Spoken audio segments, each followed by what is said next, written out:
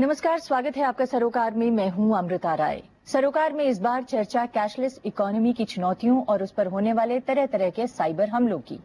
नोटबंदी के बाद सरकार ने डिजिटल बैंकिंग को बढ़ावा देने का इरादा जताया। इसके लिए लकी ड्रॉ से लेकर कई तरह के छूट देने का वादा किया गया। प्रधानमंत्री ने अपने भाषणों में कहा कि अब मोबाइल फोन ही आपकी निजी बैंक ब्रांच है। कहने का मतलब ये कि आपका बैंक अब हर वक्त आपकी जेब में मौजूद है। सुनने में ये योजना जितनी आकर्षक है उतनी ही आशंकाओं से भरी हुई भी है, क्योंकि दुनिया में ऐसे दर्जनों मामले सामने आ चुके हैं जब बैंकों में बड़े बड़े फ्रॉड की खबरें आई। चाहे रशिया के सेंट्रल बैंक से 31 मिलियन डॉलर की चोरी का मामला हो या बांग्लादेश में 100 मिलियन डॉलर की हेराफेरी का। इन दो घटनाओं के अलावा हाल ही में 641 भारतीय भी साइबर फ्रॉड का शिकार हो चुके हैं, जब अक्टूबर महीने में उनके डेबिट कार्ड से 1 करोड़ 30 लाख रुपए की धोखाधड़ी का मामला सामने आया। न्यू कैसल यूनिवर्सिटी के एक रिसर्च में ये बात भी सामने आई है कि महज 6 सेकंड में कोई भी हैकर किसी भी डेबिट या क्रेडिट कार्ड से सारे के सारे डेटा चोरी कर सकता है। तो इन घटनाओं के परिप्रेक्ष्य में ये सवाल तीखे हो रहे हैं कि कैशलेस या लेस कैश इंडिया की सरकार की ये मुहिम बिना सुरक्षा उपाय के कितनी फायदेमंद साबित होगी। जब बैंक और एटीएम तक सुरक्षित नहीं है तो ई वॉलेट की सुविधा देने वाली कंपनियों में फ्रॉड से बचाने के लिए क्या नियम और कानून बनाए गए हैं? क्या सरकार ने इंटरनेट पर तरह तरह के सर्विस प्रोवाइडर्स को रेगुलेट करने के लिए कोई कानून बनाए हैं? जिस तरह से पेमेंट बैंकों की उपयोगिता के विज्ञापन हर जगह छाए हुए हैं, वैसे ही पेमेंट बैंकों में ग्राहक यानी उपभोक्ता सुरक्षा और जागरूकता के विज्ञापन क्यों नहीं दिए जा रहे हैं? सरकार ने पेमेंट बैंकिंग के लिए अगस्त 2015 में 10 कंपनियों को लाइसेंस दिया, लेकिन क्या उनकी तैयारियों का कोई ब्यौरा देश के सामने है? इन बैंकों को रेगुलेट करने के लिए क्या नियम बनाए गए हैं? ग्राहक सुरक्षा के लिए किसका दरवाजा खटखटाएंगे? क्या ये स्पष्ट है? ये जानकारियां क्यों नहीं दी जा रही हैं? क्या देश में डिजिटल लिटरेसी की जरूरत नहीं है? आज सरोकार में इन्हीं मुद्दों पर करेंगे चर्चा।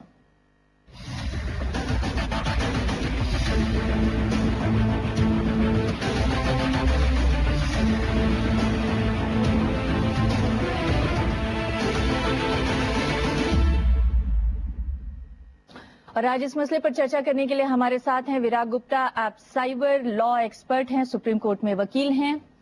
हमारे साथ हैं अशोक कुमार कनोजिया, आप ITEF के प्रेसिडेंट हैं। आपकी संस्था इनकम टैक्स विभाग में काम कर रहे कर्मचारियों के अधिकारों के लिए काम करती है। हमारे साथ हैं सुनील कुलकर्णी, आप डिप्टी मैनेजिंग डायरेक्टर हैं। ऑक्सीजन नाम की कंपनी है जो ऑनलाइन पेमेंट और कैश ट्रांसफर जैसी सुविधाएं उपलब्ध कराती है। हमारे साथ हैं सुबोध कौशिक, आप पूर्व जनरल मैनेजर हैं पंजाब नेशनल बैंक में। और हमारे साथ हैं संजय सक्सेना, आप CFO हैं NPCI नाम की संस्था में। NPCI एक नोडल संस्था है और ये संस्था रिटेल पेमेंट इंफ्रास्ट्रक्चर प्रोवाइड कराने का काम करती है। तो आप सभी मेहमानों को हमने आज इसलिए बुलाया है कि जो डिजिटल पेमेंट सुविधा की तरफ बढ़ रही है सरकार, या सरकार का जो इरादा है कि हम ज्यादा से ज्यादा डिजिटल बैंकिंग की तरफ जाएं और कैशलेस इकोनॉमी या कम से कम लेस कैश इकोनॉमी की तरफ जाने का हमारा जो इरादा है, उसमें किस तरह की पेचीदगियां हैं, जो लोगों के सामने तरह तरह के सवाल आ रहे हैं, शंकाएं आ रही हैं, उसे कैसे दूर किया जा सकता है, कैसे लोगों को ज्यादा से ज्यादा ज्ञान के जरिए सुविधाजनक स्थिति में इस चीज को पहुंचाया जा सकता है। और साथ ही आप सब लोगों का भी स्वागत करना चाहूंगी। हमें उम्मीद है कि आप लोग अपनी जानकारी जरूर डिजिटल बैंकिंग के संदर्भ में हमारे मेहमानों से बढ़ा सकेंगे। लेकिन अपनी चर्चा में आगे बढ़ें उससे पहले देखते हैं हमारी एक खास रिपोर्ट। 500 और 1000 रुपए के पुराने नोटों को रद्द करने के फैसले से कैश की कमी हुई तो सरकार ने देश में लेन देन को कैशलेस बनाने का अपना लक्ष्य घोषित कर दिया। अब सरकारी विभाग लोगों को नकदी का इस्तेमाल घटाने के लिए प्रोत्साहित कर रहे हैं। कैशलेस ट्रांजैक्शन करने वालों के लिए लकी ड्रॉ से लेकर कई तरह के लाभ घोषित किए गए हैं। हालांकि 8 नवंबर के बाद से डिजिटल ट्रांजैक्शन में बढ़ोतरी हुई है, फिर भी अर्थव्यवस्था को कैशलेस बनाने की राह आसान नहीं लगती। इसमें कई तरह की रुकावटें हैं। मसलन देश में इंटरनेट का प्रसार अभी भी कम है। इंटरनेट की स्पीड एक बड़ा मसला है। डिजिटल साक्षरता चंद तबकों तक सीमित है और आबादी के अनुपात में एटीएम और स्वाइप मशीनों की भी कमी है। बड़ा सवाल ये है कि हैकिंग और ऑनलाइन फ्रॉड से लोगों को कैसे बचाया जाएगा। क्या हमारी बैंकिंग व्यवस्था इतनी सक्षम और कुशल है जो 1.25 अरब आबादी के ऑनलाइन या कैशलेस लेनदेन को संभाल सके? बैंक खातों, आधार नंबर और सरकारी विभागों से अपना मोबाइल नंबर जोड़ने के बाद अगर किसी व्यक्ति ने अपना फोन नंबर बदला तो कितने दिन में ये रिकॉर्ड अपडेट होगा? क्या इस बारे में कोई कानून या दिशा निर्देश हैं? कैशलेस अर्थव्यवस्था में मोबाइल फोन को ही लोगों का बैंक माना जाता है, इसलिए फोन में दर्ज सूचनाओं की सुरक्षा भी एक बड़ी चुनौती है। किस हद तक ये सुनिश्चित हो पाएगा कि किसी व्यक्ति ने अगर अपना फोन नंबर सरेंडर किया तो टेलीकॉम कंपनी वो पुराना नंबर किसी दूसरे ग्राहक को नहीं देगी?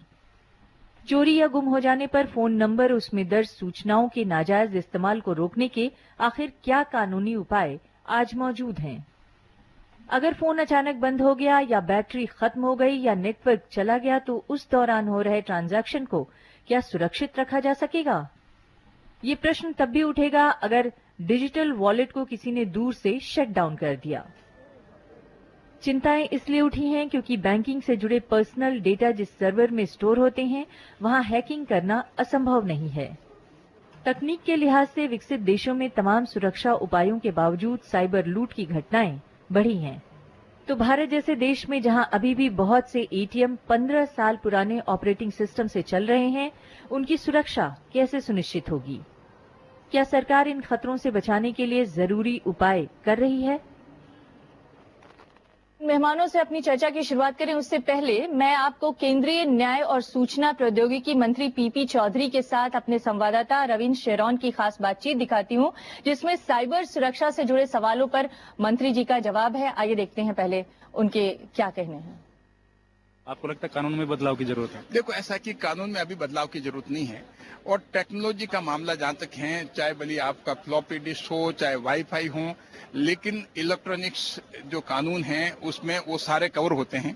और आज का पहले का क्राइम और आज के क्राइम में जो साइबर क्राइम है वो क्राइम ही रहेगा, उसमें सारे कवर हो जाते हैं, उसमें किसी तरह के बदलाव की जरूरत नहीं है। ये कोई स्पेसिफिक कोई पर्टिकुलर उस सब्जेक्ट को लाने की जरूरत नहीं, पूरा सब्जेक्ट कवर है, बहुत वाइड कानून है और उससे सारी चीज कवर हो जाती है। तो साइबर क्राइम को डील करने के लिए क्या नए कोर्ट्स खोले जाने चाहिए सर? क्योंकि ये तो मान रहे हैं ना कि बढ़ेगा, इस तरह के फ्रॉड से, इस तरह के क्राइम्स तो बढ़ने वाले हैं। देश की मजबूत स्थिति ये है कि डिसेंट्रलाइजेशन का मतलब ये है कि हर इंस्टीट्यूशन में साइबर सिक्योरिटी के मैकेनिज्म उन्होंने बना रखे हैं। सिर्फ एक हमारे मंत्रालय पे निर्भर नहीं है, किसी भी इंस्टीट्यूशन चले जाए, चाहे बैंक में चले जाए, चाहे कोई भी इंस्टीट्यूशन चले जाए, उन्होंने साइबर सिक्योरिटी के मैकेनिज्म है। हमारा साइबर सिक्योरिटी प्रोएक्टिव भी है और रिएक्टिव भी है, तो हम दोनों रूप में काम करते हैं। तो इसमें मैं नहीं मानता कि क्राइम बढ़ेंगे। और इतना अगर ट्रांजैक्शन होंगे, अगर कुछ परसेंट अगर ऐसा होता है तो उसको हम हैंडल करेंगे, उसमें कोई प्रॉब्लम नहीं, कोई घबराने की बात। तो सर साइबर जो एपेलेट ट्रिब्यूनल भी बनाया गया है उसमें तो नियुक्ति भी नहीं हुई सर इतने लंबे समय से? नहीं, ऐसा है कि उसमें सारा प्रोसेस में है, अब वो सारा स्ट्रीमलाइन हो जाएगा, उसमें कोई प्रॉब्लम नहीं आएगी। जल्दी ही उसमें नियुक्ति होगी? बिल्कुल जल्दी। तो अलग साइबर कोर्ट्स खोलने की जरूरत नहीं, क्योंकि जजेस को भी ट्रेन करना है, पीपी या पुलिस को भी ट्रेन करना पड़ेगा? ऐसा है कि अलग साइबर कोर्ट खोलने की जरूरत नहीं, क्योंकि उसमें जो क्रिमिनल ऑफेंस होता है वो हमारे रेगुलर कोर्ट ही देख सकते हैं। उस ऑफेंस के लिए पनिशमेंट जो है अलग से ट्रिब्यूनल वगैरह खोल करके वो पनिशमेंट नहीं दे सकते। इसीलिए हमारे रेगुलर कोर्ट में जो है केसेज, रेगुलर केसेज जो चल रहे हैं, ऐसे ही केसेज चलेंगे। पर ई वॉलेट को तो कानूनी दर्जा मिला नहीं सर अभी तक? नहीं, ऐसा है कि आप कानूनी दर्जा नहीं, उसमें सारा परमिशिबल है। ऐसा नहीं है कि उसको कानूनी दर्जा देने की जरूरत नहीं है। उसमें तो सिस्टम क्रिएट करने की बात है। बैंक में अपने वो जो एक रेगुलर प्रोसेस है उस हिसाब से प्रोसेस में वो परमिशिबल है। परमिशिबल। तो मंत्री जी को अभी आपने सुना, उन्होंने कहा साइबर सुरक्षा को लेकर कोई चिंता करने की जरूरत नहीं है। सरकार और सरकारी एजेंसियों की जो व्यवस्था है वो प्रोएक्टिव भी है और रिएक्टिव भी है। बहरहाल हम साइबर सुरक्षा पर आगे बात करेंगे, लेकिन पहले मैं कैशलेस इकोनॉमी की जो चुनौतियां हैं उस पर बात करना चाहती हूं। मैं आपको शामिल करना चाहती हूं, आपसे इस चर्चा की शुरुआत करना चाहती हूं। जो कैशलेस इकोनॉमी है उसकी 3 बड़ी चुनौतियां मानी जाती हैं। पहला प्रसार की, दूसरा निगरानी और संचालन की और तीसरा ऑनलाइन सुरक्षा की। सवाल यह है कि सरकार ने क्या इन तीनों चुनौतियों के मद्देनजर तैयारी कर ली है? देखिए, अगर आप पीछे 1 साल, 2 साल, 3 साल का समय देखें तो अगर उसको सब मद्देनजर ध्यान रखे और जो गवर्नमेंट ने स्टेप्स लिए और जैसे जैसे गवर्नमेंट बढ़ी तो आपको होगा कि ये एक बड़ा सोचा समझा गया एक स्टेप था। अब अगर आपने सुना हो इंडिया स्टैक के बारे में, इंडिया स्टैक क्या है कि बेसिकली सबसे पहले डिजिटल आइडेंटिटी 100 करोड़ लोगों की एस्टेब्लिश की गई आधार नंबर देके। फिर उसके बाद पेपरलेस दूसरा आया जिसमें EKYC और वो आप वो रख सकते हैं। तीसरा ऑनलाइन ऑथेंटिकेशन का सर्विसेज हुआ जिसमें आप किसी के भी बायोमेट्रिक या किसी का भी आइरिस करके आप ऑनलाइन ऑथेंटिकेशन कर सकते हैं। जब ये तीनों चीजें आपका सिस्टम में स्टैब्लिश हो गया, उसके बाद ये कैशलेस का और ये जो अभी डिजिटल पेमेंट का सिस्टम शुरू हुआ, क्योंकि डिजिटल पेमेंट के लिए अगर आप देखोगे तो ये सब चीजें बहुत जरूरी है जो कि ऑलरेडी इन प्लेस है। इंडिया ही एक ऐसा कंट्री है जिसके पास ऑनलाइन ऑथेंटिकेशन 100 करोड़ लोगों का on the click off button. Saxena साहब, हो सकता है कि हम जैसे लोगों को उसकी ज्यादा जानकारी न हो, लेकिन जो हमने जानकारी जुटाई है उस पे मैं आपसे थोड़ा सा और ज्यादा अपना ज्ञान बढ़ाना चाहती हूँ। डिजिटल इंडिया का टारगेट था 2016 में 1 लाख गांवों को जोड़ने का, ताकि वो इंटरनेट से 1 लाख गांव हर साल जुड़ सके और 2017 तक सभी गांवों को इंटरनेट से जोड़ा जा सके। लेकिन मार्च 2016 तक डिजिटल इंडिया के इस प्रोजेक्ट ने 8% प्रगति की, मतलब 1 लाख गांवों को जोड़ना था और 8,000 सिर्फ गांव जुड़ सके। अगर ये रफ्तार रही तो एक अंदाजा लगाया जा सकता है कि तकरीबन 12 साल लगेंगे अगर डिजिटल इंडिया के इस पूरे प्रोजेक्ट को इसी रफ्तार से आगे बढ़ना हुआ तो ऐसी स्थिति में हम कैसे ये उम्मीद कर सकते हैं कि अचानक से सरकार कोई फैसला लेगी और वो तुरंत सफल हो जाएगा? देखिए, इसमें क्या है कि अगर आप पेमेंट स्पेस को देखें तो अलग अलग प्रोडक्ट और सर्विसेज अलग अलग सेगमेंट के लिए है, राइट। इंटरनेट बैंकिंग है, जो लोग जिसके पास इंटरनेट है, जिसके पास कंप्यूटर है, जिसके पास है mobile banking, high and phone जिनके पास है उनके लिए एक अलग सर्विसेज है, UPI का सर्विसेज है।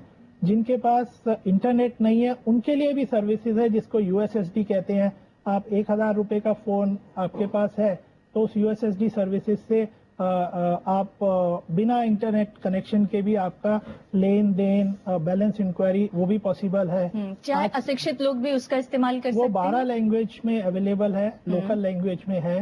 उसको *99# आप दबाएंगे, उसमें आपका सारा आ जाएगा, सब है और उसमें आप सब कर सकते हैं। तो उसके लिए मेरा कहने का ये मतलब है कि खाली इंटरनेट होना या नहीं होना वो एक खाली पैमाना नहीं हो सकता कि आपका डिजिटल स्पेस या डिजिटल पेमेंट जो है वो सक्सेसफुल होगा या नहीं होगा। तो नहीं, लेकिन क्या कोई प्रोजेक्ट इस तरह का चलाया गया, छोटे छोटे लेवल पे कोई मॉडल इस तरह का है जिसमें आप लोगों ने प्रयोग किया हो कि ये सफल हो रहा है कि नहीं, कितने लोग इससे अवेयर हो रहे हैं, इस तरह का कोई मॉडल? USSD में आज के डेट में अगर आप देखेंगे इसमें ये सब सर्विसेज अवेलेबल है। कोई भी अपना 1,000 रुपए के फोन से *99# करे और उसमें आपका पेमेंट ट्रांसफर हो सकता है। अब उसका नया वर्जन है जिसमें उसका मर्चेंट का भी उसमें अवेलेबल है, वो भी सर्विसेज है। किसी को बैलेंस इंक्वायरी करनी है वो है। आपका जानकारी के लिए अगर मैं कहूँ तो आज के दिन में ये 8 नवंबर के बाद रोज कम से कम 1.5 मिलियन 15 लाख ट्रांजैक्शन उसमें आज हो रहा है। मतलब अगर तब से लेके आज तक मैं कहूँ तो 100%, मतलब 8 नवंबर से आप कह रहे हैं? 8 नवंबर से अब तक करीब 100% इजाफा हुआ है उसमें। तो बस यही है कि लोगों को जागरूक बनाने का है, उनको हैंड होल्ड एक बार करने का है और एक बार जागरूक बनाने के लिए और क्या क्या किया जा रहा है इस पे हम बातचीत करेंगे। मैं आपको शामिल करना चाहूंगी कौशिक साहब। आपने बताया कि अपनी तरफ सरकार ने जो डिजिटल पेमेंट की तैयारियां की हैं उसके बारे में आपने आंकड़ा दिया, लेकिन बैंकिंग के स्तर पर किस किस तरह की तैयारियां की गई हैं और कौन कौन से इंस्ट्रूमेंट इस्तेमाल किए जा रहे हैं इस समय? देखिए, जैसा सक्सेना जी ने बताया, पहले हम सबसे आम आदमी की बात करते हैं, जो गांव में है, दूरस्थ इलाकों में है, उसकी बात करते हैं। तो जहां इंटरनेट नहीं है, जो आपके भाषा में डिजिटल विलेज नहीं है, तो वहां ये जो USSD है, ये जो GSM का चिप होता है, इस चिप के अंदर एक ये एडिशनल सप्लीमेंट्री सर्विस है जिसपे डेटा ट्रेवल करता है। और इस टेक्नोलॉजी का उपयोग हमारे साथी NPCI वाले खड़े, इन्होंने आज से 3 साल पहले इसको शुरू किया था और ये चीज ऑलरेडी इन प्रोसेस है बैंक्स के अंदर, ये फैसिलिटी अवेलेबल है। अब सवाल ये है कि इसके ऊपर बहुत ज्यादा ध्यान नहीं गया, लोगों ने इसका उपयोग बहुत ज्यादा नहीं किया। क्यों नहीं किया? मैं यही बता रहा हूं आपको, वो इसलिए नहीं किया कि हमारे यहाँ कैश इकोनॉमी 80% से ज्यादा थी, लोगों को लेन देन में सुविधा थी। और जो लेकिन आप लोग जिस तरह से बता रहे हैं और अब जो बातें सामने आ रही हैं, उससे तो ऐसा लगता है ये ज्यादा सुविधाजनक है, फिर लोग इधर क्यों नहीं आते रहे? मैं ये जानना चाहती देखिए, जो इकोनॉमी की वास्तविक स्थिति है उसके अंदर क्या है कि जो भी आपका कैश का लेन देन है वो बिल्कुल एनोनिमस है। और कई दफे जो है हम कोई चीज खरीदते हैं, हम नहीं चाहते कि हमारे नाम से उसका बिल भी कटे। टैक्स की भी लोग बाग उसके अंदर जो है वो चाहते हैं कि टैक्स नहीं दे। तो ये जो प्रवृत्ति चली आ रही थी, इस प्रवृत्ति का एक ये भाग था। आज जो परिस्थिति है वो बदली है और मैं नहीं समझता कि कभी इकोनॉमी हमारे देखते देखते जल्दी से कैशलेस हो जाएगी। हम लेस कैश की बात कर रहे हैं। बैंकों ने इसके लिए जो है अच्छे सिस्टम्स, लेकिन इसका कोई एक ये तय किया गया है कि लेस कैश इकोनॉमी में हमारा टारगेट क्या है? 50% है, 20% है? देखिए, मैं आपको 10% है, टारगेट क्या है? मैं आपको उदाहरण देना चाहूंगा। हाँ। कि जो एडवांस इकोनॉमी जिनको हम कहते हैं, हाँ। एक मैकिन्से की स्टडी आई थी, उन्होंने बताया कि 61% banking in US is click and brick and mortar कहते हैं, जहां हाथ से काम करते हैं आदमी। 61% is click and brick, 21% is totally click banking, that is digital, and 18% is brick and mortar banking even in USA today. तो ऐसा दुनिया में सबसे ज्यादा अगर इस तरह की चीजों का इस्तेमाल होता है डिजिटल पेमेंट का या डिजिटल बैंकिंग का, तो शायद स्वीडन है। लेकिन कोई भी देश 60-61% से आगे कैशलेस इकोनॉमी पे नहीं जा पाया है। उनके यहाँ पर एक तो पॉपुलेशन बहुत कम है, इंफ्रास्ट्रक्चर उनका बहुत इम्प्रूव्ड है। वो इसीलिए मैंने आपसे पूछा था कि हमारे यहाँ 125 करोड़ की आबादी के लिए टारगेट क्या रखा गया है? वही मैं बता रहा हूँ आपको कि मैं समझता हूँ ये 80% से 60% की तरफ अगर हम चलते हैं और इसको अचीव कर पाते हैं अगले 1-2 साल के अंदर, तो ये बहुत बड़ा अचीवमेंट होगा। 2 साल के अंदर 60%? जी।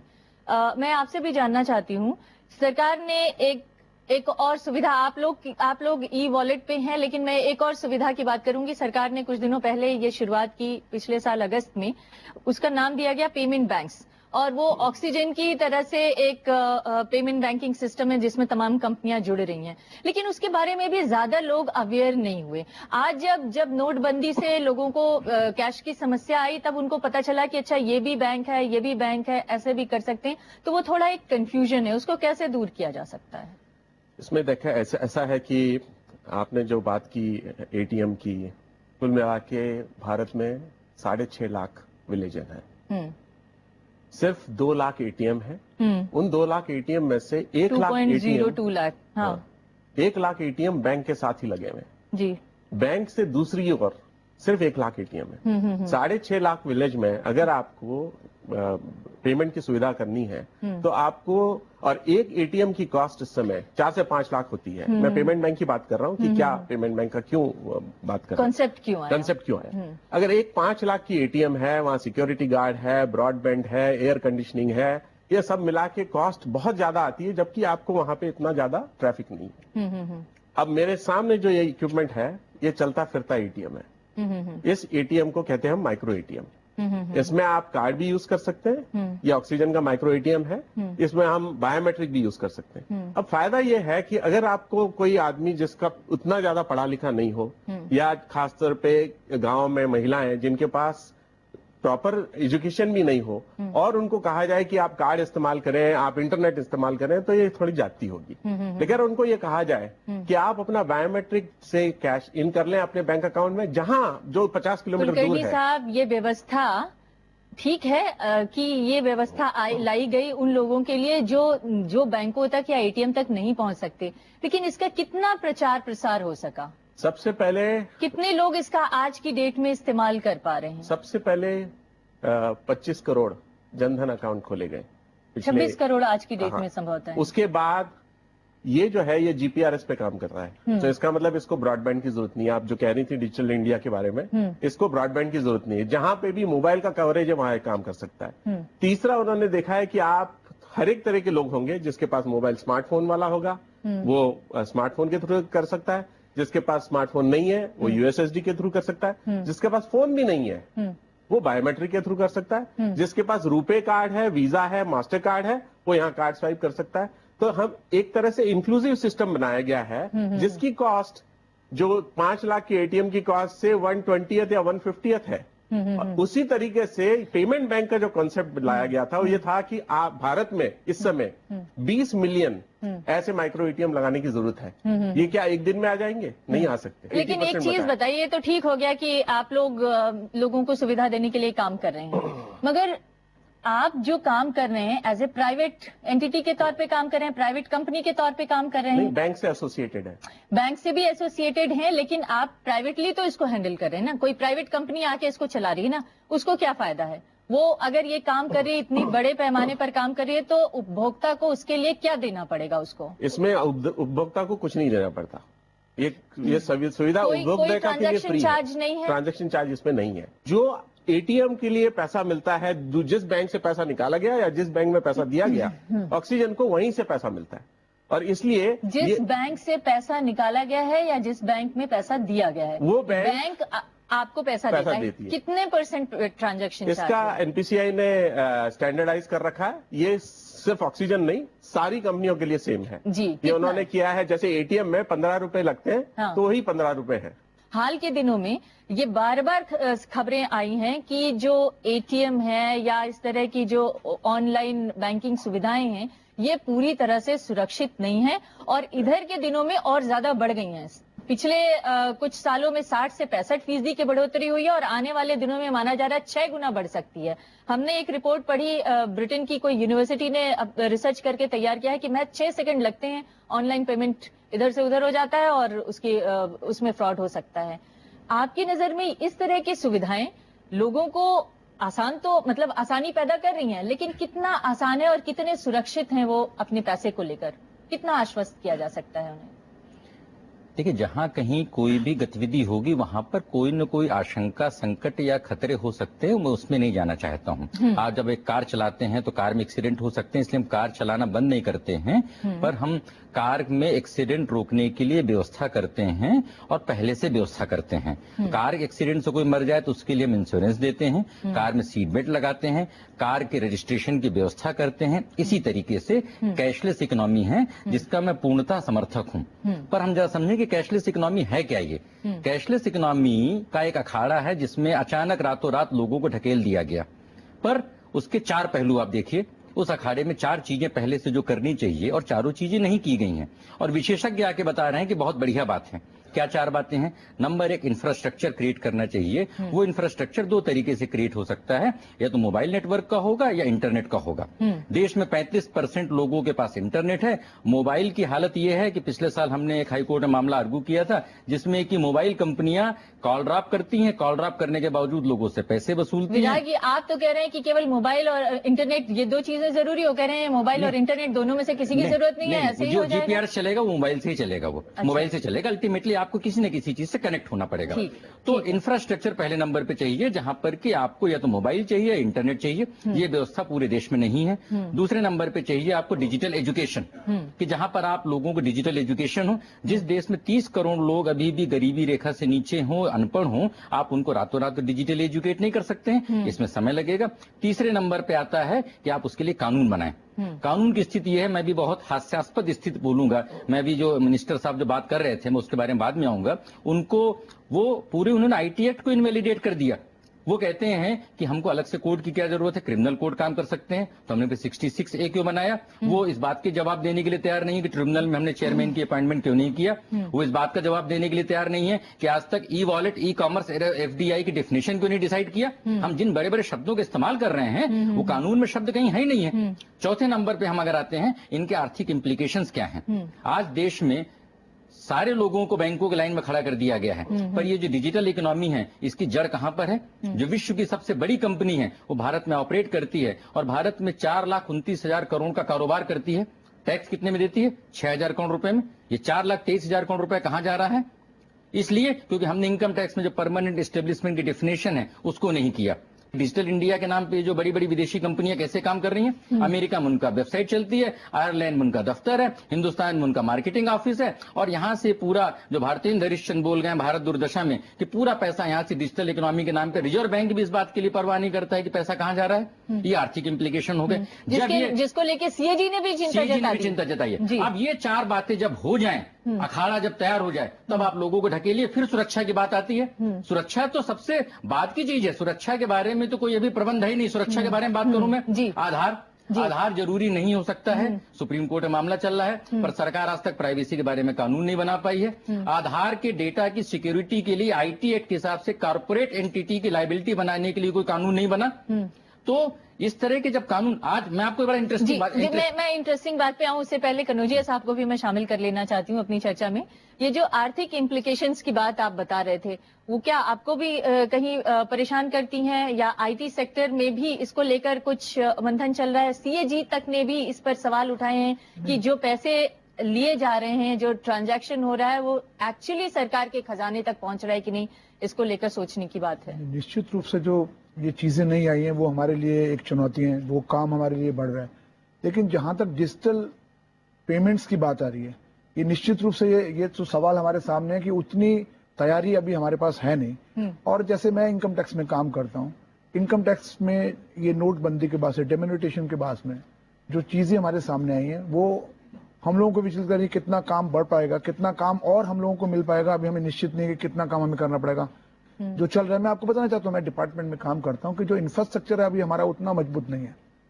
इंफ्रास्ट्रक्चर में बहुत सारी चीजें जो है अभी हमें पूरी तरह से मिल नहीं पाई है। हम ये दावा तमाम सरकारें हमारे सामने कर रही हैं कि हम पूरा 100% काम जो है वो कंप्यूटराइजेशन इनकम टैक्स डिपार्टमेंट में है। लेकिन बताना चाहता हूं कि तमाम हमारे कर्मचारी जो उनको अभी तक डेस्कटॉप नहीं दिया गया। जैसे हमारे तमाम जो इंस्पेक्टर्स फील्ड में काम करते हैं, उनको लैपटॉप देने की पिछले 3 सालों से मशक्कत कर रहे हैं। तो हम डिजिटल इंडिया का सपना पूरा कैसे करेंगे? ये जो डिजिटल बैंकिंग की सुविधा की बात कही जा रही है, जब आयकर विभाग में कर्मचारियों को और आयकर इकट्ठा करने वाले लोगों को, इंस्पेक्टर्स को लैपटॉप और कंप्यूटर नहीं है, तो 3.5 करोड़ लोग जो करदाता एक्चुअल में करदाता है, 5.5 करोड़ हमारे करदाता हैं, लेकिन जो एक्चुअल में रिटर्न फाइल करते हैं 3 से 3.5 करोड़ करते हैं।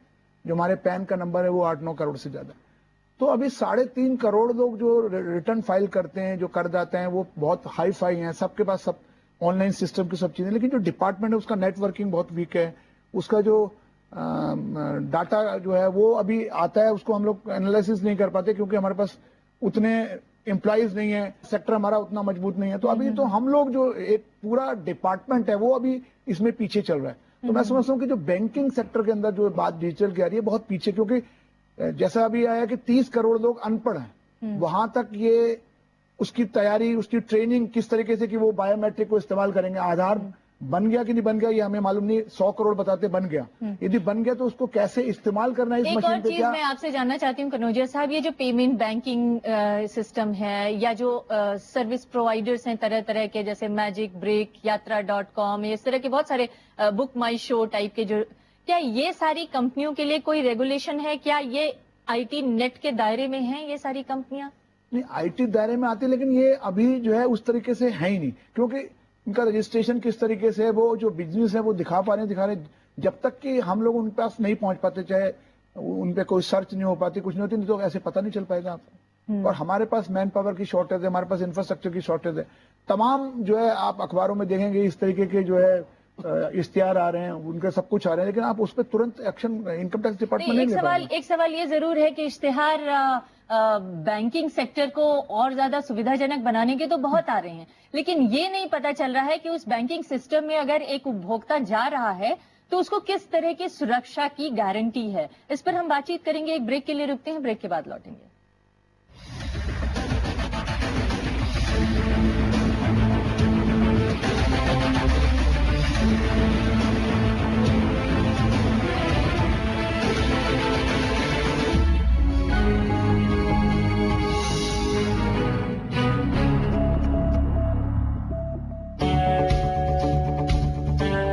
नरेंद्र झा थिएटर, टेलीविजन और फिल्मों के एक लाजवाब अभिनेता। एक्टिंग जो काम है वो बेसिकली मेरा मानना है कि ये एक फौजी का काम है। आप जैसे एक आर्मी का जवान जिस तरह से फील्ड में काम करता है वैसे एक एक्टर भी काम करता है। उसकी उन दोनों आंखों में गोलियां दागे, जिन आंखों ने उसकी मां पर फरेब डाले थे। पढ़ाई लिखाई का सबसे बड़ा फायदा ये होता है कि जब आप कोई कैरेक्टर करने जाते हैं, आपकी पढ़ाई लिखाई बहुत मदद करती है, क्योंकि एक चरित्र के बहुत सारे पहलू होते हैं, बहुत सारे नुएंसेस होते हैं, और एक पढ़ा लिखा आदमी उन नुएंसेस को बड़े अच्छे तरीके से कैच करता है। नमस्कार, मैं हूं नरेंद्र झा और मुझसे मिलिए प्रोग्राम गुफ्तगू में, सिर्फ राज्यसभा टीवी पर।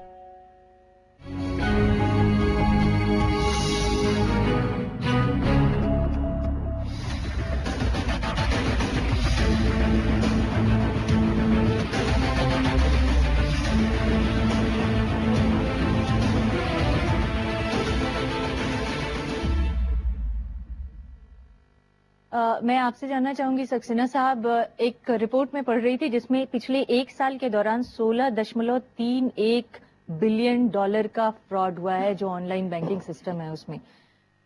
दूसरा, जब इतने बड़े बड़े फ्रॉड हो रहे हैं, दूसरी अभी उदाहरण हमने देखा बांग्लादेश में दुनिया का सबसे बड़ा फ्रॉड बोला गया कि वहां के सेंट्रल बैंक में हो गया, रशियन बैंक में फ्रॉड हुआ। इस तरह के जब बैंक ही सुरक्षित नहीं है, जो कि लॉ से बंधे हुए हैं, तो फिर ये जो ई वॉलेट कंपनियां आ रही हैं या जो पेमेंट बैंकिंग सिस्टम आ रहा है, इससे लोगों के या उपभोक्ताओं की सुरक्षा की कोई गारंटी की गई है? क्या कोई कानून ऐसा बनाया गया है? क्यों नहीं लोगों को, उपभोक्ताओं को जागरूक करने की कोशिश की जा रही है कि भाई आप ये करने जा रहे हैं तो आपको इस तरह की सतर्कता बरतनी है, यहाँ पे चुनौती है, ये करिए या ये मत करिए। इस तरह की बातें क्यों नहीं सामने लाई जा रही हैं? देखिए, अगर आप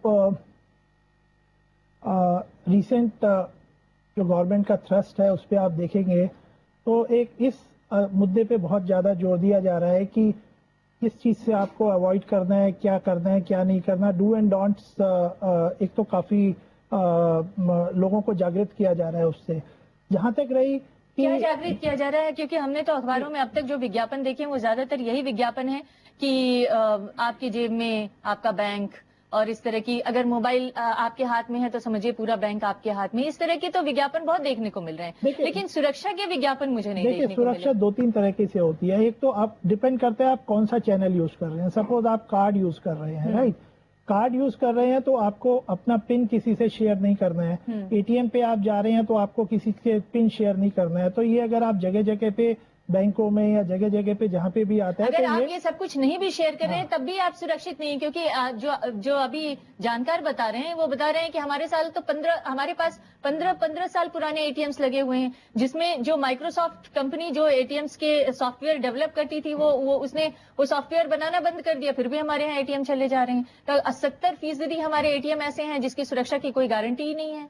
तो फिर ये अगर हम सब कुछ छुपा भी लें तो फिर कहाँ से होगा? उसमें क्या है कि अगर आप देखेंगे तो जितने भी ये एटीएम है इनका अपग्रेडेशन आरबीआई ने सितंबर 2017 तक का एक टाइम लिमिट दिया हुआ है, ठीक है ना, जिसमें कि एक मैक्स टाइप कार्ड्स होते हैं, एक चिप बेस्ड कार्ड होते हैं। तो सबको ये कहा है कि सारे आप अपने माइक्रो एटीएम्स को आप अपग्रेड करो। अब कुलकर्णी साहब का अगर आप माइक्रो एटीएम देखें, इससे ज्यादा कोई सेफ नहीं है, क्योंकि बायोमेट्रिक का कोई फॉल्स ऑथेंटिकेशन नहीं हो सकता।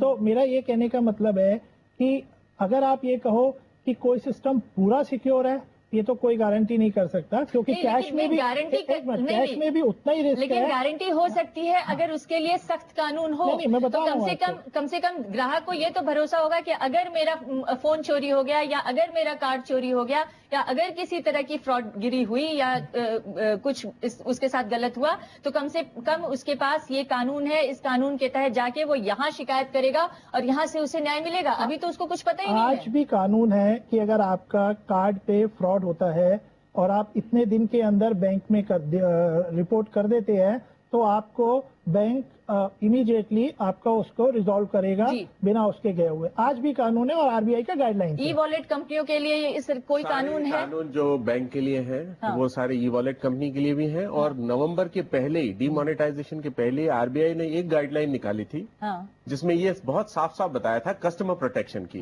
जो आप बता रहे हैं कस्टमर प्रोटेक्शन की ये गाइडलाइन रेगुलेटर ने निकाली है कि अगर बैक एंड में कोई प्रॉब्लम है, अगर आपके बैकएंड में कोई प्रॉब्लम है और कस्टमर ने वो ट्रांजैक्शन नहीं किया है, तो कस्टमर का पैसा आप सुरक्षित रखेंगे। इसलिए जो आपने जो बताया था 1 करोड़ का जो नुकसान हुआ था कार्ड्स का, वो किसी भी कस्टमर को नुकसान नहीं हुआ है, क्योंकि ये अगर बैकएंड में कोई प्रॉब्लम है तो उन बैंक्स को या सर्विस प्रोवाइडर को वो नुकसान लेना पड़ेगा।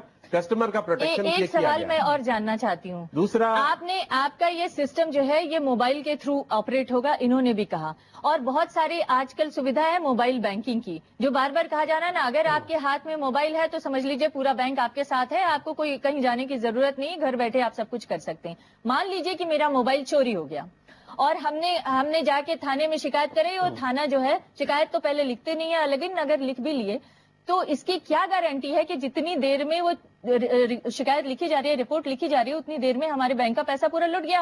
क्योंकि उस बैंक उस मोबाइल में तो बैंक के सारे डेटा नहीं हो सकता, क्योंकि अगर आपका एटीएम कार्ड चोरी हुआ तो आप पैसा निकाल सकते हैं क्या? आप नहीं निकाल सकते। नहीं, मोबाइल में हमारी बैंकिंग के सारे डिटेल है, पासवर्ड है, ऑनलाइन सुविधा है, सब कुछ है। मोबाइल में पासवर्ड नहीं होता, कभी मोबाइल में पासवर्ड नहीं होता है, पासवर्ड आपको डालना होता है, और यही आपके नहीं, मोबाइल में पासवर्ड नहीं होता है, लेकिन बहुत सारे लोग अपने मोबाइल में अपना पासवर्ड सुरक्षित रखते हैं, सेव रखते हैं। तो आप अगर एटीएम के पीछे अगर पासवर्ड लिख देंगे तो उसका भी वही हाल है। नहीं, इसका कोई इलाज नहीं। देखिए, मैं तीनों बातों का जवाब देता हूँ। 1 मिनट में उन्होंने कहना चाहूंगा। अच्छा, आप देखिए, ऐसा है कि आप कहीं जाइए, गाड़ी स्टार्ट करके छोड़ दीजिए, और फिर बाद में चोर को कहिए कि वो लेके भाग गया, तो अगर आप जो आपकी सुरक्षा के लिए पिन बनाया गया है, अगर उसको भी आप किसी से साझा कर रहे हैं या इस तरह से छोड़ रहे हैं जिसको कोई भी उपयोग में ले सकता है, तो ये तो आप अपने आप के ऊपर जो है अटैक ले रहे हैं। लेकिन हमने तो अभी हाल ही में रिपोर्ट पढ़ी कि किसी से आप ना साझा करें, किसी से आप ना बताएं। आप हो सकता है 4 से 8 कार्ड रखें अपने क्रेडिट कार्ड और डेबिट कार्ड, उसके बावजूद अनुमान के आधार पर आपके पिन नंबर को खोजा जा सकता है, और बैंकिंग फ्रॉड हो रहे हैं इस तरह से। देखिए, ऐसा नहीं होता है, वो 2 फैक्टर है उसका। दो फैक्टर दिए गए हैं कि अगर आप ट्रांजैक्शन सिर्फ कार्ड और पिन इंटरनेट पे यूज कर रहे हैं तो कार्ड और पिन होगी, उसके बाद दूसरा फैक्टर है। अभी उसको लिबरलाइज किया है 2000 से कम ट्रांजैक्शन के लिए सिंगल, इसलिए छोटे अमाउंट के लिए आपको सिंगल ट्रांजैक्शन किया गया है। लेकिन अगर आप फिजिकली ट्रांजैक्शन कर रहे हैं तो आपको सिर्फ पिन के बेसिस पे आप कुछ नहीं कर सकते। आपको या तो मोबाइल और पिन दोनों चाहिए होंगे, उसके बगैर आप नहीं कर सकते। अगर आपका मोबाइल चोरी हो गया है और आपका पिन आपने नहीं शेयर किया है, कोई मजाल है, आपका पैसा निकाल सकते हैं। जी, मैं समझता हूँ कि बहस थोड़ा सा ज्यादा टेक्निकल हो रही है, थोड़ा और बड़ी बातें करते हैं। यूपीआई की इन्होंने बात किया, बड़ा दुर्भाग्य ये है कि पूरे पिछले 1-1.5 महीने की कैंपेन में मुझे कहीं यूपीआई का नामो निशान दिखा नहीं। इतने बड़े पूरे कैंपेन में पूरा जो फायदा है वो प्राइवेट सेक्टर को दिया जा रहा है, सरकारी यूपीआई का मैं कहीं देख नहीं रहा हूँ कि कोई बहुत बड़ी लोकप्रियता देख रहा हूं। ज्यादातर तो प्रचार। हाँ, अच्छा, मैं सारी बातों का जवाब दे रहा हूँ, प्लीज जरा। अब आप इन्होंने बोला डूज एंड डोंट्स, बड़ा देश का दुर्भाग्य हो गया है। चोरी हो रही है, चोर घूम रहे हैं, आप बोल रहे हैं घर में ताला ढंग से लगाइएगा, पासवर्ड आप ढंग से रखिएगा। चोरों के लिए कोई कानून नहीं है।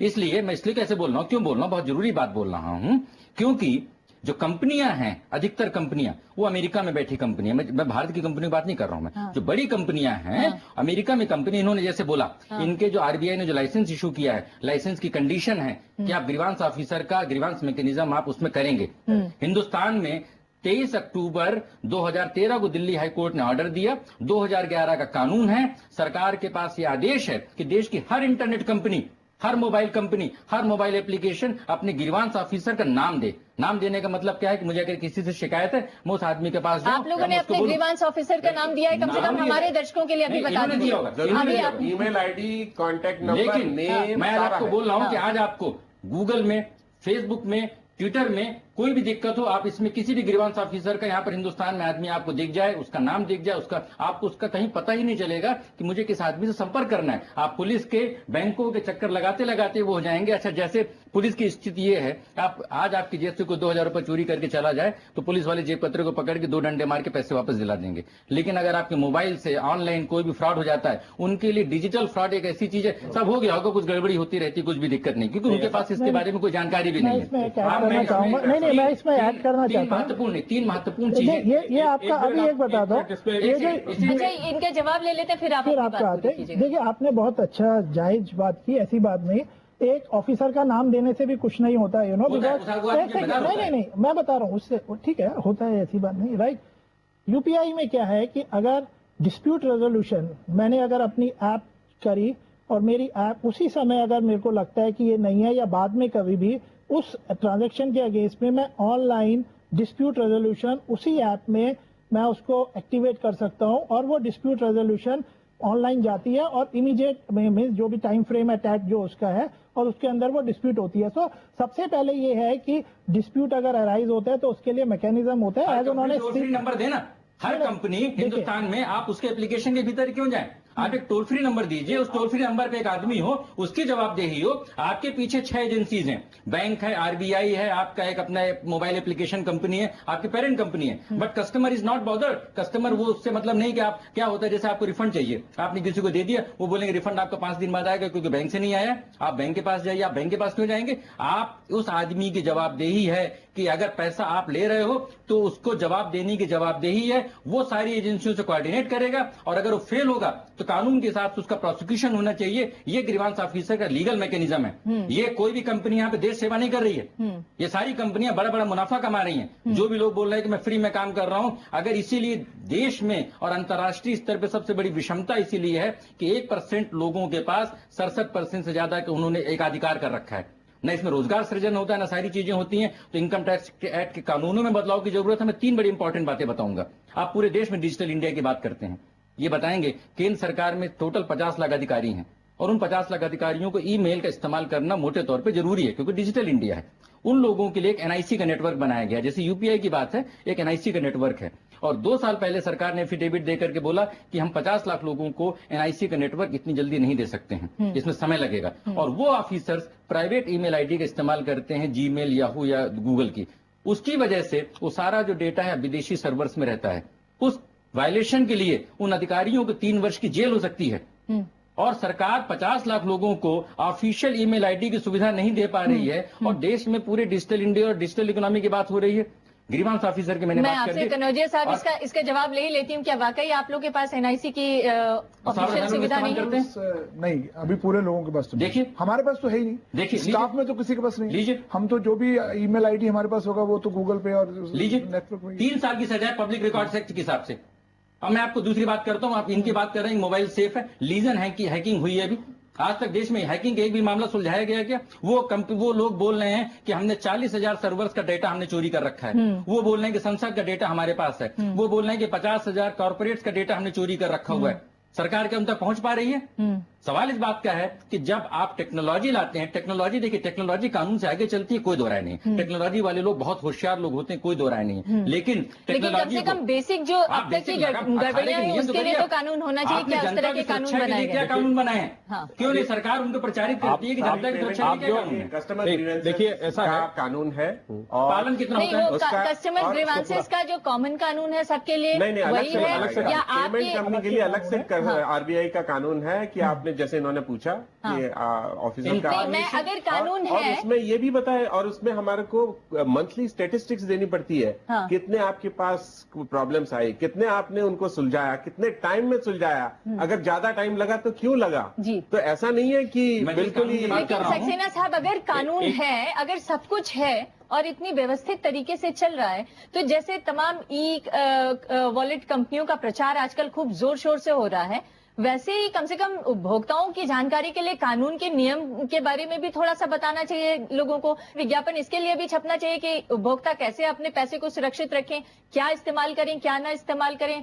तो शायद इस तरह के सवाल ना उठते। अगर कानून है तो उसका प्रचार किया जाए। देखिए ऐसा है कि इसमें कोई दो राय नहीं कि जितना हो रहा है उससे और ज्यादा होना चाहिए। ये कहना है कि ये है नहीं, उसमें हम लोग थोड़ा डिफर करते हैं। बाकी जहां तक रही, अगर है भी तो ये बताएं कि कहां पे जाके एक आदमी के साथ अगर धोखाधड़ी होती है तो कहां पे जाकर उसको अपील करना है, कैसे उसका रिड्रेसल होगा, कितने दिनों में हो जाएगा, कौन लोग होंगे जो लोग उस काम को अंजाम देंगे, उसके लिए कौन जिम्मेदार लोग हैं, ये सारी चीजें तो अगर आप देखेंगे रिसेंटली शायद 1 हफ्ता पहले एक डिजिशाला करके 24/7 चैनल शुरू हुआ है, जो गवर्नमेंट ने शुरू करा है, जिसमें सारे ये कंटिन्यूस चलेगा। आप क्या क्या ये मतलब लोगों को ज्ञानवर्धन के लिए, अवेयरनेस के लिए क्या उसमें उनको प्रिकॉशंस लेने हैं, कैसे करने हैं। तो 24/7 गवर्नमेंट ने डिजिशाला करके एक चैनल चलाया है, अभी 1 हफ्ता या 10 दिन पहले का वो है।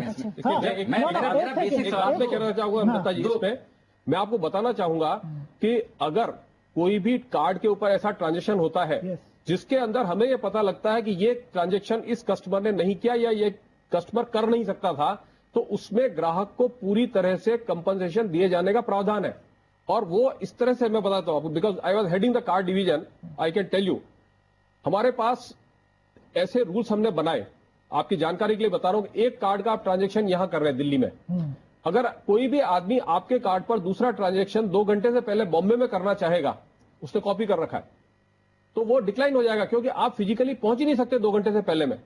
कोई आपके कार्ड का लंदन में उपयोग करना चाहेगा 8 घंटे से पहले, तो वो उसको डिक्लाइन कर देगा।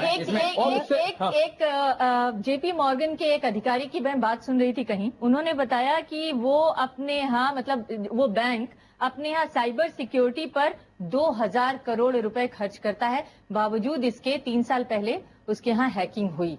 तो हमारे यहाँ जो बैंकिंग सिस्टम में लोग हैं, हैकिंग होना, हैकिंग होने का मतलब ये है कि सिर्फ हैकिंग नहीं हुई, उसके डेटा चोरी हुए, उसमें जो लोगों के पैसे हैं उसकी सुरक्षा खतरे में पड़ी। हैकिंग होना उसी तरह से है जहां आपको पैसा दिख रहा है, उसके कोई न कोई डाकू डाका डालने के लिए तैयार बैठा है, ठीक है, और जो उसका गार्ड है उसकी सुरक्षा करने के लिए बैठा हुआ है।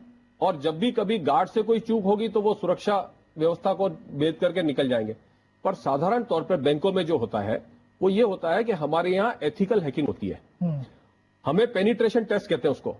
हर महीने बड़े एक्सपर्ट लोग, विद्वान लोग जो इस चीज के एक्सपर्ट्स हैं हैकिंग करने के, they are called ethical hackers, वो इसकी कोशिश करते हैं कि आपका सिस्टम में घुस जाए, और जहां जहां उनको कमी नजर आती है वो बैंकों को बताते हैं कि आपके यहां पर ये सिस्टम में कमी है। हमारे पास इस तरह का आंकड़ा डेटा है कि कितने दिनों पर इस तरह की हैकिंग का टेस्ट होता है, कितना पैसा खर्चा होता है, कितने लोग उसमें लगे हुए हैं, कितने बड़े पैमाने पर इसकी हैकिंग टेस्ट होती है। 2-3 बातें बड़ी जरूरी, 2-3 बातें जो गलत बोली गई हैं, जो गलत बोली गई हैं। पहले नंबर पे आप आरबीआई की गाइडलाइंस की बात कर रहे थे। आरबीआई ने गाइडलाइंस दिया था कि 2013 तक सारे डेबिट कार्ड की आपको जो मैग्नेट चिप है बदलनी है।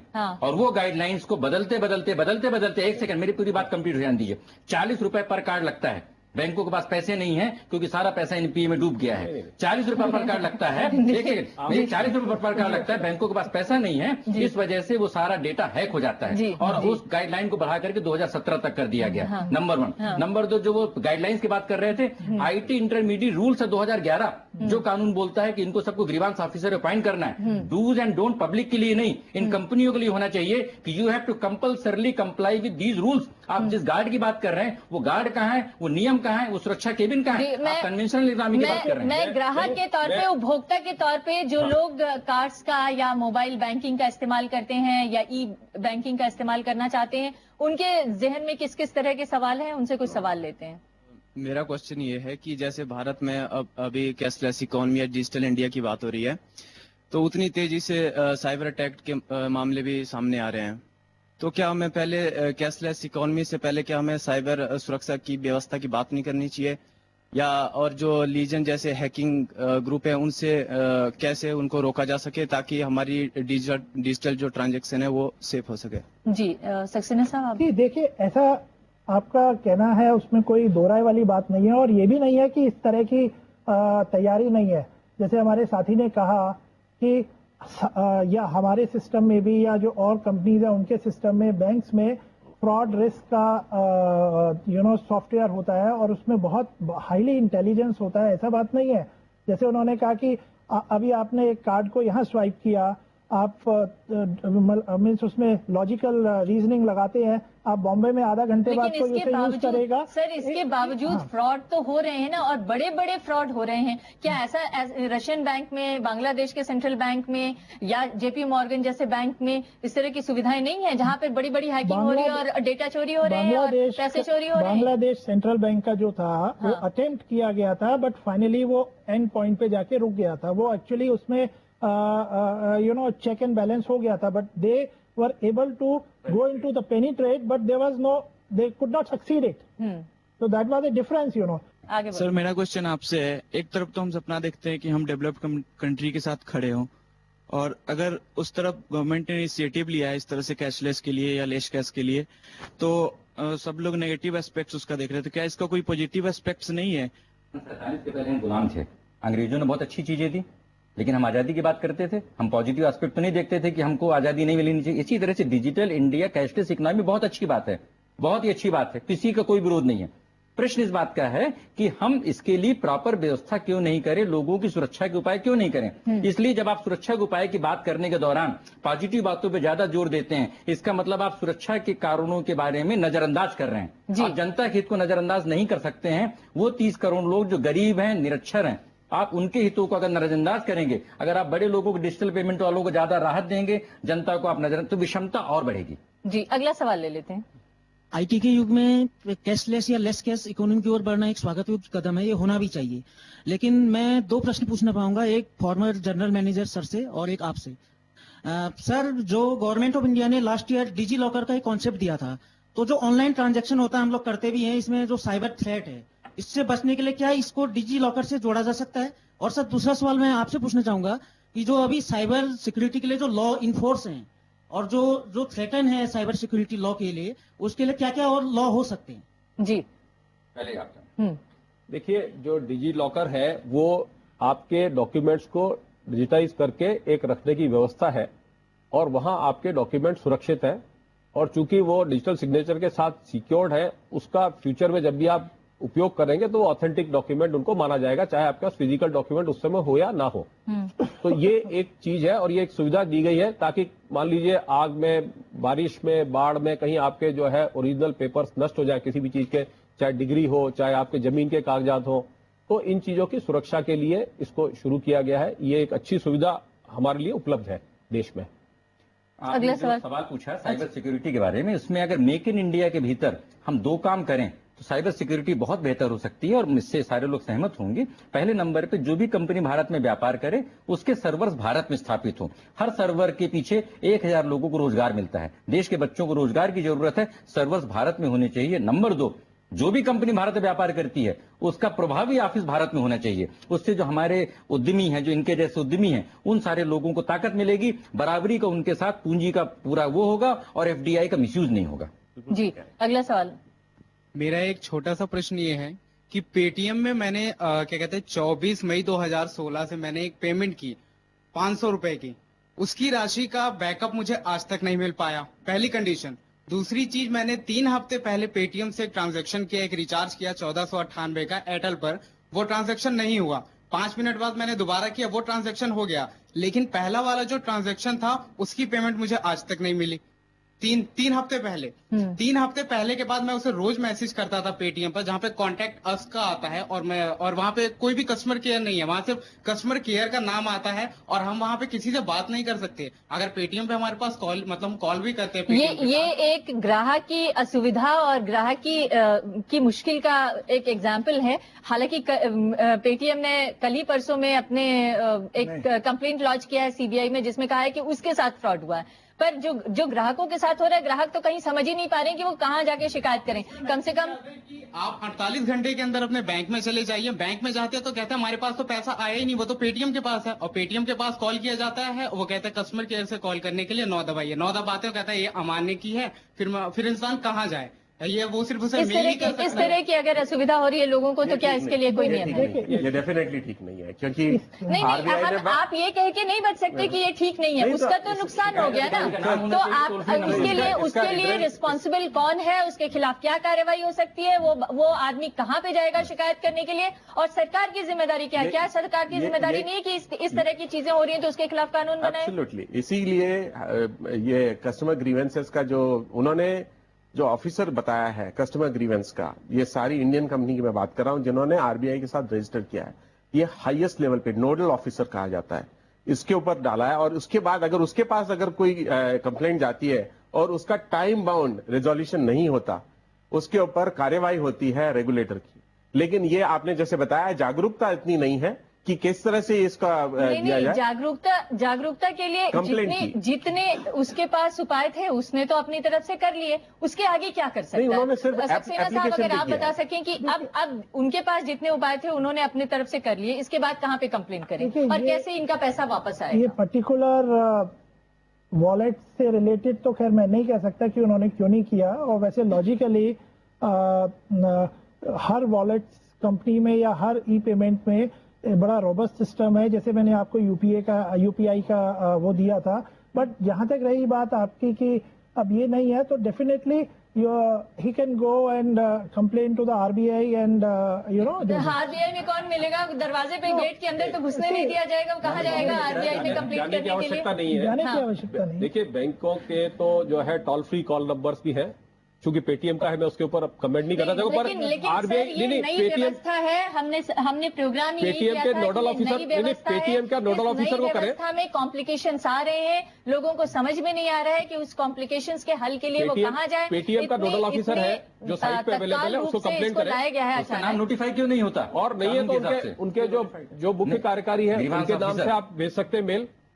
उसके बाद आप रिजर्व बैंक में एक ओम्बड्समैन की व्यवस्था है, उसको आप कंप्लेंट कीजिए, वो इसकी सारी पूरी तहकीकात करेंगे और आपके हित में जो है सर वो तो हो सकता है कि पढ़ा लिखा हो। नहीं, मैं ये कह रही हूँ, ये तो हो सकता है कि छात्र हैं, पढ़े लिखे हैं, इनको हो सकता है हिंदी अंग्रेजी आती हो। बहुत सारे अनपढ़ लोग हैं जिनको आपने मजबूर तो कर दिया कि वो पेटीएम जैसे सुविधा लें, लेकिन वो किससे शिकायत करेंगे? उनको हिंदी अंग्रेजी ईमेल नहीं आता है, वो कहाँ जाएंगे करने के लिए शिकायत? ये सुविधा देने की जरूरत नहीं है, उनको बायोमेट्रिक में काम हो सकता है। ये आप अपनी कंपनी का प्रचार न करें। मैं आखिरी जवाब आपसे जानना चाहती हूँ। आपने बहुत सारी बहस सुनी, आपने कम बोला, लेकिन इस व्यवस्था की चुनौतियों के अलग अलग रूप सामने आए हैं।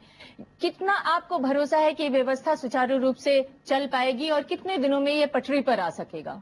मैं ये कह सकता हूँ कि सरकार को जो चुनौतियां हैं उसके लिए तत्काल प्रभाव से कदम उठाने चाहिए, क्योंकि जब तक साइबर सिक्योरिटी और जो तमाम अवेयरनेस वाला जो काम है, तमाम हिंदुस्तान के तमाम कोने में जहां पे एटीएम और बैंक नहीं पहुंच पाए, तो हम कैसे समझ सकते हैं कि उनको इसकी कैसे व्यवस्था करें? तो मेरा यही कहना है कि इस पे सबसे पहले अवेयरनेस बहुत जरूरी है, और जो कानून की व्यवस्था जो है और जो नई कानून की व्यवस्था बनानी चाहिए, बनाने के लिए प्रयास करना चाहिए, और जो कानून की व्यवस्था है उसका प्रचार लोगों तक होना चाहिए, जिससे कि वो उसका उपयोग करने से पहले उसे पता होना चाहिए कि इसका उपयोग में कहां तक ठीक होगा, गलत होगा, ये जरूरी है। और इंफ्रास्ट्रक्चर, देश में अभी इंफ्रास्ट्रक्चर उतना मजबूत नहीं है, इंफ्रास्ट्रक्चर पे सबसे ज्यादा ध्यान दें। अगर नीति आयोग लकी ड्रॉ जैसे कोई नियम ले आ रहा है, तो वो नीति आयोग ही कम से कम लोगों को अवेयर करने के लिए, लोगों की सुरक्षा के लिए, उपभोक्ता की सुरक्षा के लिए कुछ और नियम भी ले आए। क्या ऐसा हो सकता है?